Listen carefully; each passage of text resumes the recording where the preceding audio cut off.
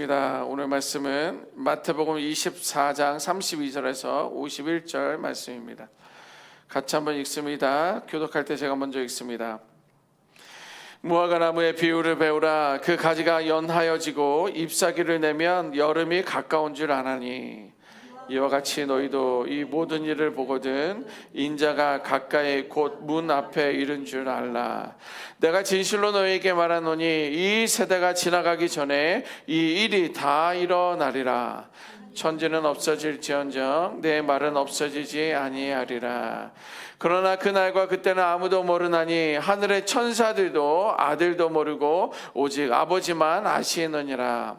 노아의 때와 같이 인자의 임함도 그리하리라.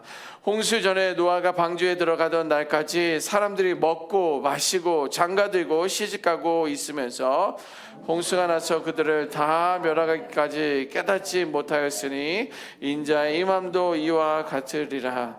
그때 두 사람이 밭에 있으며 한 사람은 데려가고 한 사람은 버려둠을 당할 것이요, 두 여자가 맷돌질을 하고 있음에 한 사람은 데려가고 하나는 버려둠을 당할 것이요. 그러므로 깨어있으라. 어느 날에 너희 주가 임하는지 너희가 알지 못함이니라. 너희도 아는 바니 만일 집 주인이 도둑이 어느 시각에 올 줄 알았더라면 깨어있어 그 집을 뚫지 못하게 하였으리라. 이러므로 너희도 준비하고 있으라. 생각하지 않은 때에 인자가 오리라. 충성되고 지혜 있는 종이 되어 주인에게 그 집 사람들을 맡아 때를 따라 양식을 나눠줄 자가 누구냐. 주인이 올 때에 그 종이 이렇게 하는 것을 보면 그 종이 복이 있으리로다. 내가 진실로 너희에게 이르노니 주인이 그의 모든 소유를 그에게 맡기리라. 만일 그 악한 종이 마음에 생각하기를 주인이 더디오리라 하여 동료들을 때리며 술 친구들과 더불어 먹고 마시게 되면 생각하지 않은 날 알지 못하는 시각에 그 종의 주인이 이르러 엄히 때리고 외식하는 자들이 받는 벌에 처하리니 거기서 슬피 울며 이를 갈리라. 아멘. 오늘 본문에서 예수님은 마지막 때에 대해서 말씀하시면서 32절과 35절에 보면 무화과 나무를 예를 들고 있습니다. 그 무화과 나무의 예를 든 것은 세상의 변화와 징조를 보면서 너희들은 하나님의 계획을 깨닫고 준비하라 라는 그런 것입니다.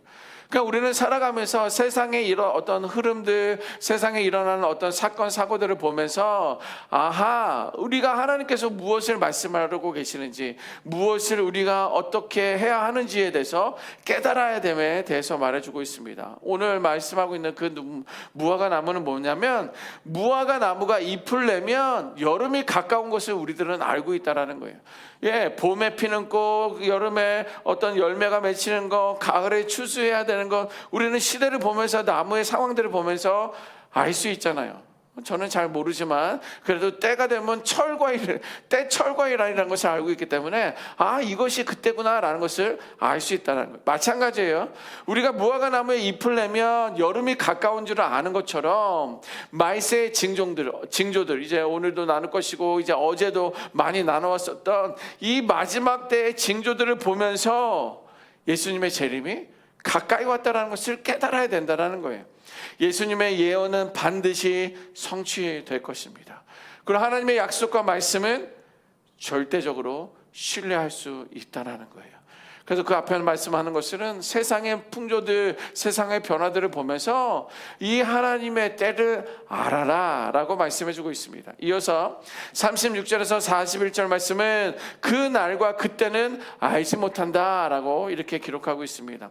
노아 시대는요, 사람들이 평소처럼 생활하다가 심판을 맞이하게 됩니다. 오늘 말씀 38절 말씀 보면 홍수 전에 노아가 방주에 들어가던 날까지 사람들이 먹고 마시고 장가들고 시집가고 있다 이렇게 기록하고 있습니다. 당시 사람들이 무엇을 잘못한 것입니까? 먹는 것가 잘못됐습니까? 아니면 장가드는 게, 시집가는 게 잘못됐습니까? 그러면 성경은 그것을 잘못하지 말라고 말하는 걸까요? 그렇지 않습니다. 성경은 그것을 기록한 이유는 뭐냐면 그들은 그 날과 그때가 왔는지도 모르고 세상에 젖어서 인간의 욕구대로만 살았다는 거예요.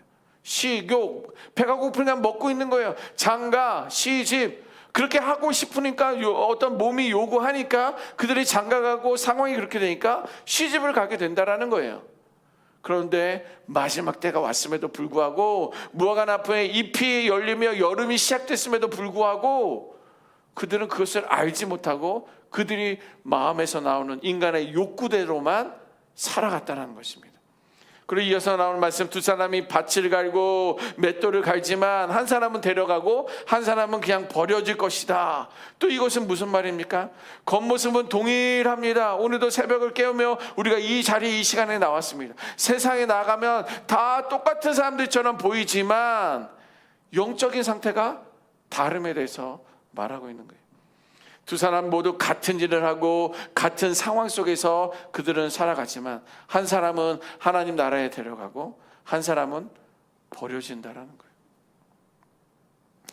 하나님 앞에서 준비된 신앙을 가진 사람들이 되어야 된다라는 거예요. 너가 어쩌다, 너가 저쩌다, 그는 좋아, 그는 나빠, 그는 어리석어, 나는 괜찮아, 그런 거 말할 필요도 없어요. 이유도 없습니다. 그들의 영혼이 그렇게 불쌍하면 기도해야지. 우리들의 말로는 그들이 변하지 않아요. 우리 아내도 변하지 않잖아요. 저도 변하지 않습니다. 결코 변한다는 게 쉬운 게 아니에요. 예수님 당시의 사람들도 예수님을 그렇게 보고 경험하고 기억을 체험했지만 변하지 않습니다. 마지막 때에 나는 준비된 신앙을 가지고 있느냐? 예수님의 재림의 날은 점점 가까이 오는데 아무도 모르는데 예수님조차도 모르고 오직 하나님만 안다라고 하는 그 재림의 날을 너희들은 항상 준비해라. 그 이야기를 하고 계세요. 이어서 42절에서 42절, 그러므로 깨어있어라, 이렇게 말하고 있는 거예요. 깨어있어라. 예수님은 도적같이 예고도 없이 오심으로 항상 깨어있어야 된다는 것을 말해주고 있는 거예요. 저는 결혼하고 나서, 이 이야기는 아주 속상한 일인데, 결혼하고 나서 한 2, 3주 됐나요? 저희들이 폐물을 다 훔쳐갔어요. 어찌나 속상하든지 도둑이 말이라도 하고 왔었으면 내가 거기다 두지 않았을 거예요. 그 시계니 반지를 끼고 다녔을 텐데 그 귀한 거 보관한다고 잘 보관했다가 어떻게 그걸 찾아갔는지. 예수님의 때는 그거와 똑같다라는 거예요. 아무도 경고하고 오지 않습니다. 그런데 예수님은 그 증상들에 대해서, 상황들에 대해서 성경에 기록하고 있잖아요. 의구야, 깨어 있어야 돼. 의구야, 그러니까 깨어 있어야 돼. 너는 그것을 항상 깨어 있어야 돼. 그것을 경각심을 가져야 되는 거에 대해서 우리에게 말씀을 주고 있습니다. 그러면 항상 깨어 있다라는 말은 무엇입니까? 무엇이에요? 심판의 날을 예비하라는 거예요. 심판의 날을 준비하라는 것입니다. 도둑과 같이 예상하지 못한 때에 갑자기 오기 때문에 노아 시대처럼 일상적인 생활, 인간의 욕심대로, 욕구대로, 원하는 대로 그렇게 먹고 살다가 내가 원하는 대로만 하다가 심판을 맞이했던 것처럼 방심해서는 안 된다는 것입니다. 그러면 우리는 영적인 둔감함에서 벗어나야 돼요. 영적인 무기력함이나 나태함이 있다면 일어나야 합니다. 그것이 깨어있는 삶의 모습을 우리에게 말해주고 있습니다. 이어서 45절에서 51절 말씀 보면 신실한 종과 악한 종의 비유를 하고 있습니다. 신실한 종은 무엇이에요? 주인의 뜻대로 양식을 나누어 줄 수 있을 정도로 신뢰가 되며 충성된 사람들을 신실한 종이라고 성경은 표현하고 있어요. 그럼 악한 종은 무엇입니까? 주인이 더디 오기에 방탕하고 불성실하게 살아가는 사람들을 우리는 악한 종이라고 말하고 있어요. 결국 악한 종은 어떻게 돼요? 심판하며 외식하는 자들과 함께 치부해버린다. 그렇게 돼버린다라고 말해주고 있습니다. 우리는 하나님 앞에서 신실한 종인지 나도 자문해보며 조명해 봐야 돼요. 나는 악한 종을 살아가고 있으면서 눈치 보면서 예수님 오실 때가 된 것 같아. 그러면 한번 해볼까? 이런 거 악한 종입니다. 자, 여러분, 그러므로 우리는요 징조를 분별하며 준비해야 됩니다. 징조를 분별하며 우리는 준비를 해야 됩니다. 신앙의 민감성을 회복해야 됩니다. 신앙의 민감성을 회복할 수 있는 방법 세 가지를 정리해 봤습니다. 첫 번째는 뭐냐면 영적 경계성을 가지시라는 거예요. 영적인 경계성. 영적인 경계심은 뭐냐면 지속적인 훈련이 우리에게 필요하다는 거예요. 하루아침에 우리는 경건해질 수 없어요. 우리는 하루아침에 중보기도자가 될 수 없습니다. 우리가 이제 캠페인을 하고 있는 것이 있잖아요. Pray way, 기도가 답이다, 기도가 길이다. Intercession 130, 하루에 30분씩 우리가 중보기도를 드리자라는 것, 이것이 훈련이라는 거예요. 신앙의 민감성을 회복하기 위해서 영적인 체질을 바꿔보자라는 거예요. 지금까지는 안 했어요. 그러나 내 체질을, 영적인 체질을 바꿔보자라는 거예요. 우리 어르신들, 우리 성도님들 당 때문에 음식도 조절하고 운동도 많이 하잖아요. 똑같은 거예요. 똑같습니다. 군인들은요, 전쟁을 준비하고 있습니다. 저도 군대 나와서 많이 훈련해요. 전쟁이 언제 난다고 이 훈련들을 하는 거예요. 계절만 되면 막 진지도 보수합니다. 또 군량을 메고 또 행군도 합니다. 전쟁 준비를 하는 거예요. 근데 저는 제대했어요. 아직도 전쟁이 일어나지 않습니다. 그러면 지금 군대에서는 훈련을 안 하고 있습니까? 아니요. 여전히 하고 있어요. 여전히 그들은 훈련을 하고 있습니다. 이것이에요. 우리는 영적인 체질을 바꿔보자라는 것입니다. 한 연구 통계를 보았는데요, 습관을 형성하기 위해서는 최소한 21일이 걸린다고 합니다. 내가 이제 오른손으로 밥 먹던 것이 이것이 이제 기부스를 해서 이제 왼손을 먹기 위해 왼손을 먹는 어떤 그런 것이 되잖아요. 이것을 21일 정도 꾸준히 하다 보면 이것도 이제 익숙해지기 시작한다라는 거예요. 체질을 그렇게 바꾸기, 습관이 형성이 된다라는 거예요. 그런데 이것이 완전히 왼손처럼 오른손처럼 양손잡이가 잘 되려고 하면 66일에서 90일이 필요하다고 그래요. 한 석 달만 그렇게 하면 체질이 바뀌어요. 습관이 형성된다라는 거예요. 여러분들, 우리 한번 해봅시다. 우리가 지금까지 안 했으면 한번 해봐요. 목사님, Pray Way 그거 30분짜리 준비해 주신 거 해봤더니 10분 되던데요, 15분 되던데요, 그러시더라고요. 예.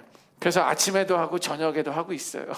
이렇게 말씀하신 분도 계시고, 어떤 분들은 그런 나머지 10분은 그냥 제 개인 기도합니다, 이러신 분들도 있어요. 예, 한번 해보자라는 거예요. 한번 해보자라는 거예요. 그래서 신앙의 민감성을 회복하기 위한 또 두 번째 방법은 뭐냐면 믿음의 공동체와 함께 하라는 거예요. 믿음의 공동체. 교회 안에서 성도들과 교제하며 서로의 신앙을 점검하는 것입니다. 건강하게 믿음 생활할 수 있도록 서로를 격려하고 함께하는 거예요. 건강한 믿음 생활하는 그분들을 보면서, 아하, 저렇게 하는 거구나, 저렇게 헌신하는 하는 거구나, 저렇게 신앙생활하는 거구나 라는 것을 보면서 따라가는 거예요. 또 연약한 자들을 보면서, 아하, 나도 그랬었어, 걱정하지 마, 이렇게 저렇게 한번 해보자, 나도 안 됐는데 해봤더니 습관이 되고 형성이 되며 영적인 체질이 바뀌었어 라고 그들과 함께 공동체를 세워나가는 거예요. 목사님, 그러면 세상 친구들은 다 떠나요. 나는 외롭잖아요. 걱정하지 마세요. 세상 친구들은 그냥 그렇게 두세요. 그들을 위해서 기도하십시오. 세워나가십시오.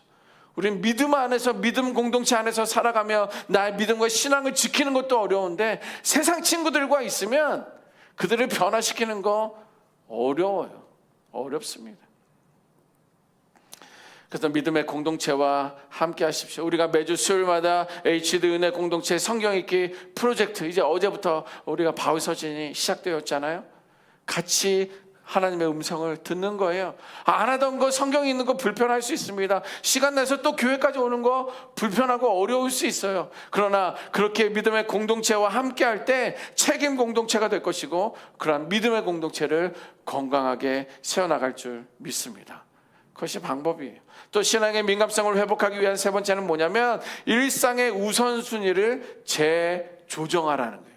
일상의 우선순위를 재조정하라는 것입니다. 건강한 믿음 생활의 습관을 만들어 가자라는 거예요. 하루를 시작하며 지금처럼 새벽 예배를 드리고 기도와 말씀으로 하루를 시작하고 한 달을 먼저 그렇게 시작해 보는 거예요. 이번 주만 해 보는 거예요. 그러면 다음 주까지도 될 수 있는 것이고요. 다음 주가 되면 20일이 되어서 그 습관이 형성되고 30일, 60일, 90일이 되면 이제 그것이 나의 삶이 되는 것입니다. 그렇게 일상을 살아가다 보면 우리는 저절로 신실한 종이 되어 있고요, 충성된 종으로서의 삶을 살아가게 되어 있어요. 결국 그것이 깨어있는 자가 되는 것이고요, 우리에게 주어진 사명을 감당하고 주로부터 칭찬받는 자들이 되어 있을 줄 믿습니다. 노아를 보세요. 노아 당시에는요, 그는 완전한 자다라고 말해주고 있습니다. 그리고 그는 하나님과 동행하였다, 성경은 기록하고 있습니다. 그가 신앙의 민감성으로 깨어 있었기 때문에 하나님 말씀에 순종할 수 있었던 것이고요, 가족들과 함께 방주를 준비하며 구원의 은혜를 누릴 수 있었던 거예요. 민감한 자들만이 그것을 귀 기울이고 그것에 대한 액션을 취할 수 있었던 거예요. 하나님은 동일한 말씀으로 오늘도 우리에게 말씀해 주시지만 이것을 받아들일 수 있고 그것을 순종하는 자들만이 누릴 수 있는 은혜예요. 그리고 다니엘을 보십시오. 다니엘은요, 하루 3번씩 무릎을 꿇고 기도하였던 사람입니다. 하나님께 감사하였던 사람이에요. 그러나 그는 바벨론과 타협하지 아니하고 그 기도의 습관을 지키며 영적으로 깨어 있었던 사람들입니다. 세상의 유혹을 멀리하고 오직 하나님에게 집중하는 그런 삶을 살았던 사람입니다. 그것이 바로 신앙의 민감성에 대해서 말해주고 있는 것입니다. 여러분, 이렇게 깨어있는 신앙을 도전하심으로 심판의 때를 준비하며 맡겨진 사명을 넉넉하게 감당할 수 있는 우리 모두가 되어야 될 줄 믿습니다. 마지막 때는 점점 다가오고 있어요. 내가 내 믿음을 지키지 않으면 어느 날 비가 오기 시작했는데, 어느 날 불똥이 떨어지고 있는데 그것을 깨닫지 못하면 이미 끝이에요. 이미 끝입니다. 오늘 말씀을 기억하며 늘 마지막 때를 준비하며 삶을 살아갈 수 있는 우리 모두가 되시기를 주님의 이름으로 축원합니다. 아멘. 기도하겠습니다. 그렇습니다. 세상의 시대가